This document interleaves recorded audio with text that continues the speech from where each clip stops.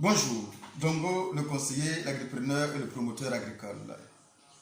Alors, on va continuer, on va vraiment terminer. On va passer maintenant on est en train de voir des autres ravageurs qu'on peut rencontrer. On va parler des incendies des EVA. Vous savez, en termes d'EVA, l'incendie ravage, quand même, n'est pas vraiment négligé. Les incendies dans l'agriculture semblent difficiles à gérer, semblent dangereux, que même les insectes par moment. Alors, donc, on va quand même parler des incendies et essayer de vous donner quelques consignes pour essayer de les éviter ou bien pour essayer de trouver des solutions au cas où vous êtes confronté à ce genre de situation. Alors, quelles sont souvent les causes? Bon, malheureusement, il y a des chasseurs qui prennent le malin plaisir de faire des chasses à feu, bon, qui malheureusement finissent par rentrer dans les plantations des gens et les détruire carrément. Il y a aussi les cultures itinérantes sur brûlis. Hein, souvent aussi, ça aussi, on a beau conseiller, mais parfois c'est pas la faute à quelqu'un personne. Vous savez, avant de faire une culture, il faut forcément embellir la parcelle avant de faire nos champs de maïs, nos champs de manioc, nos champs d'igname. Vraiment, on est obligé de le faire, mais la seule chose que nous ne prenons pas de soin de faire, est de prendre les précautions pour ne pas nuire les autres en fait. Il y a aussi les feux accidentels par moment qu'on rencontre. Surtout les fumeurs peuvent poser des problèmes à des personnes qui investissent leur argent. Ils peuvent leur poser suffisamment de problèmes malheureusement. Il y a les feux de brousse aussi générés par les éleveurs. Les éleveurs aussi parfois pour essayer de trouver de la prairie pour leurs animaux. Parfois, ils sont obligés de tenter de brûler la végétation et puis sortir de nouvelles herbes pour leurs moutons, pour leurs bœufs et pour leurs chèvres. Et le plus souvent, ça pose problème aussi pour les autres. Il y a aussi ce qu'on appelle aussi le feu volontaire de pyromane aussi effectivement. Malheureusement, qui peut aussi faire dégâts pour les producteurs de l'EVA. Alors, les dégâts qu'on peut observer bien évidemment, c'est une plantation, c'est les plantations qui sont brûlées. Parfois, ça peut poser des problèmes. On va voir les plantations brûlées, des pépinières brûlées et des JBG brûlés, aller en fumée en une seule minute, malheureusement. Il y a aussi la destruction de plus ou moins prononcée de troncs.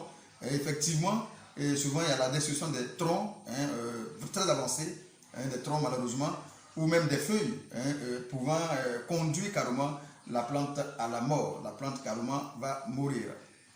Le mode de propagation, le plus souvent, c'est le vent. Par moment, lorsque les gars jettent des mégots, par exemple, comme ça, alors le vent va forcément, à force de souffler, peut permettre, puisque les herbes sont sèches, va favoriser les flammes qui vont s'en prendre tout simplement. Et voilà, le plus souvent, voici les dégâts qui sont partis. Souvent, ce sont les débris végétaux et les hautes herbes aussi qui sont sèches aussi. Et les emballages vides aussi, attention, les emballages vides aussi des pesticides. Et même le caoutchouc qui souvent colle à terre peut être vraiment néfaste. En cas de feu de brousse, vous allez voir que c'est difficile à éteindre par moment. Et du coup, ça va se propager et ça va prendre de l'ampleur, d'où on n'arrive même plus à sauver la plantation ou à sécuriser la plantation. Bon, bien évidemment, on va vous dire que son incidence économique est vraiment élevée. C'est vraiment élevé parce qu'une plantation peut être brûlée en une seule journée. Alors, contrairement aux animaux qui vont à petit feu, mais ici, le feu de brousse en une seule heure peut mettre fin à vos rêves, peut mettre fin à vos projets, ce qui est vraiment à ne pas négliger. Il faut prendre soin lorsque la saison sèche arrive, de prendre les précautions nécessaires pour pouvoir éviter cela. Alors, quelles sont les différentes méthodes qu'on peut vous conseiller ici? Bien évidemment, on a quand même des méthodes préventives. Lorsqu'on sent la sécheresse s'annoncer, on doit réaliser, quelle que soit la taille de votre parcelle, on doit réaliser des pare-feux. On doit vraiment réaliser des pare-feux, surtout dans les zones où on pense que les herbes sont dominantes, où le feu peut partir très vite.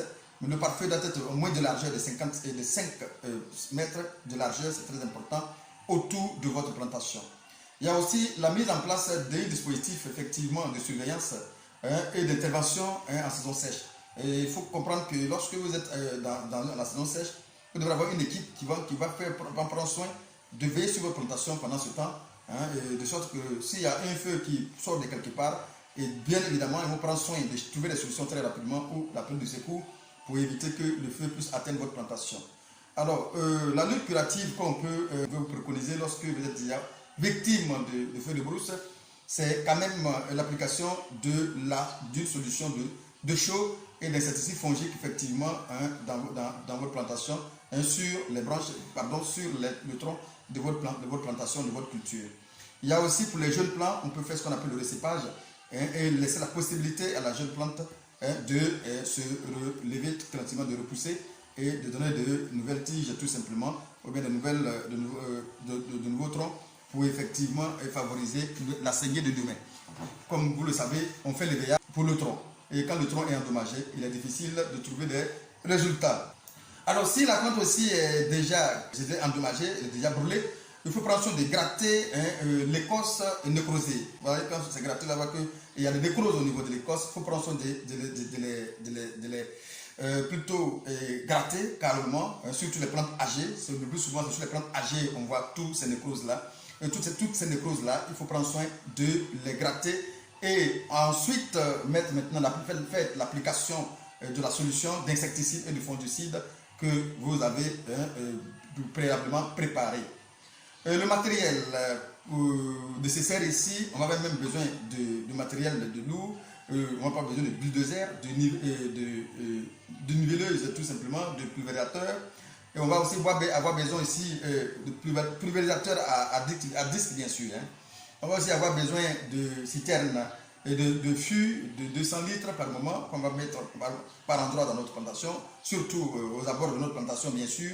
On va avoir besoin des seaux d'environ 15 litres de volume bien sûr, de la chaux, des rouleaux de peinture, des gants bien évidemment, des cachinets, des outils de saignée, des outils de recépage bien évidemment, et aussi des scies tronçonneuses et des machettes. Tout ça, vous allez voir qu'ils ont leur rôle à jouer lorsque on est confronté à cette situation d'incendie. Alors, le mode préparatoire pour tout ça, il faut quand même faire, comme je dis, faire la saignée immédiatement. Lorsque vous êtes confronté à cette situation, lorsque vous avez un problème de feu de brousse, il faut faire la saignée immédiatement des arbres en production pour faciliter l'évacuation de la teste mis en pression par le feu de brousse. Lorsque vous avez un cas pareil avec la teste qui a été brûlée, il y a une forte de pression et lorsque vous laissez dedans, la teste là, ça risque de créer beaucoup de problèmes à la plante. Donc il faut quand même tenter de donner la possibilité à la branche ou à la plante d'évacuer quand même sur la teste là qui ne va que poser problème à la plante évidemment. Dans un délai de 48 heures effectivement après un incendie, il faut induire le tronc de l'arbre. Le tronc de l'arbre sur la hauteur, sur une hauteur de 2 mètres bien sûr, il faut induire sur le tronc de l'arbre sur une hauteur de 2 mètres bien évidemment, voire même plus, si vous pouvez aller au-delà de 2 mètres, il faut aller au-delà de 2 mètres, une solution contenant 2% de la chaux, effectivement il faut apporter 2% de la chaux pour refroidir et empêcher effectivement le dessèchement de l'arbre bien évidemment. Il faut apporter 2,5% de catafol effectivement pour empêcher effectivement la prolifération des champignons et ça profite. Ça va empêcher la prolifération des champignons, ça profite et la pourriture de l'arbre bien évidemment. Donc ce sont des produits qu'il faut apporter dès l'instant que les 48 heures qui suivent effectivement l'incendie, attelez-vous à le faire, c'est très important. Alors, s'il y a une pluie qui vient laver le tronc, si vous voulez le traiter, il faut aussi préparer à nouveau une autre solution. Mais cette fois-ci, vous ne mettez pas de la chaux dedans. Mais la concentration de ces produits-là doit être de 5% pour chaque produit cité plus haut. Voilà, vous mettez maintenant 5% par exemple d'insecticides et 5% maintenant de fongicides effectivement. Voici un peu comment il faut le faire, c'est très important de savoir cela. Alors, il y a d'autres mesures au moins additionnelles qu'on peut vous conseiller. Par exemple, les jeunes arbres, les jeunes cultures de moins de 3 ans, sur les jeunes cultures de moins de 3 ans, bien évidemment, il faut faire un recépage des plants, il faut faire un recépage des arbres calcinés ou nécrosés. Il y a des arbres calcinés ou nécrosés. Il faut faire un recépage carrément à 10 cm de la jointure porte-greffe. Supposons que le porte-greffe là se trouve ici. où il y a le trou là. Donc, vous laissez au moins 10 cm de la jointure du pot de greffe là et vous faites un récipage. Pas en dessous, mais en haut. Parce que si vous coupez le pot de greffe, ce n'est pas la peine. Ça devient plantation et ça devient plante sauvage. En haut ici, vous laissez 10 cm et puis vous coupez à 10 cm tout simplement. Et bien, on suppose que le trou, c'est le pot de greffe. C'est là-bas ce trou. C'est là, ils ont greffé. Voilà, vous coupez en haut à 10 cm tout simplement. Voilà. Donc, vous allez receper cela pour laisser la possibilité à la plante de repousser calmement, bien évidemment. Alors, en plus de cela, vous allez enduire effectivement une pâte protectrice. Effectivement, vous venez de sectionner, vous venez de couper. Vous mettez une pâte protectrice sur cette partie qu'on vient de couper, sur la souche qui est restée. On va mettre une pâte effectivement pour ne pas que cette partie-là puisse aussi être infectée par les parasites. Ok.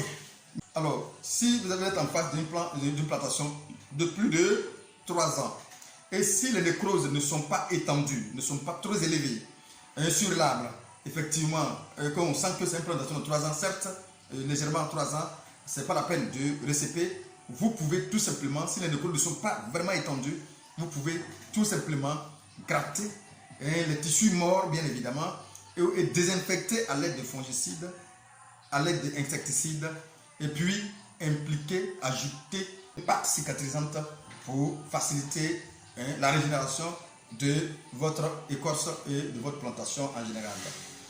Alors, à quelle période? Il faut le faire juste après l'incendie. Ne traînez pas, parce que plus vous traînez, plus la plante se cicatrise. C'est pareil pour une personne qui vient d'être brûlée. Si vous traînez, il y aura une infection. Et vous savez, tout ce qui est endommagé sur une plante, immédiatement, les parasites ont un point d'accès, tout comme l'homme. Les parasites ont un point d'accès. Quand on a une blessure, qu'on a des brûlures, qu'on ne traite pas, ça devient leur nid. Effectivement, ils vont rentrer et ils nous font beaucoup de mal, le plus souvent quand ils sont dans notre corps. C'est pareil pour les plantes, effectivement. Alors, quelle est la fréquence qu'on peut observer? La fréquence, c'est plus ou moins après chaque fois que vous avez un incendie, faites-le. Faites-le tout simplement. Faites-le. Maintenant, lorsque vous finissez, il faut quand même faire un inventaire dans votre plantation, c'est très important. Et vous allez voir les arbres incendiés, et les arbres traités, et les produits utilisés. Et voilà, tout ça, il faut faire un inventaire. Ça vous permet de voir un peu quels sont les arbres qui sont récupérables facilement, ceux qui ne vont pas récupérer facilement. C'est du travail, mais bon, je pense que c'est nécessaire de le faire. Voilà ce qu'on peut dire sur les incendies, effectivement. On va parler maintenant du dernier qui est le vent.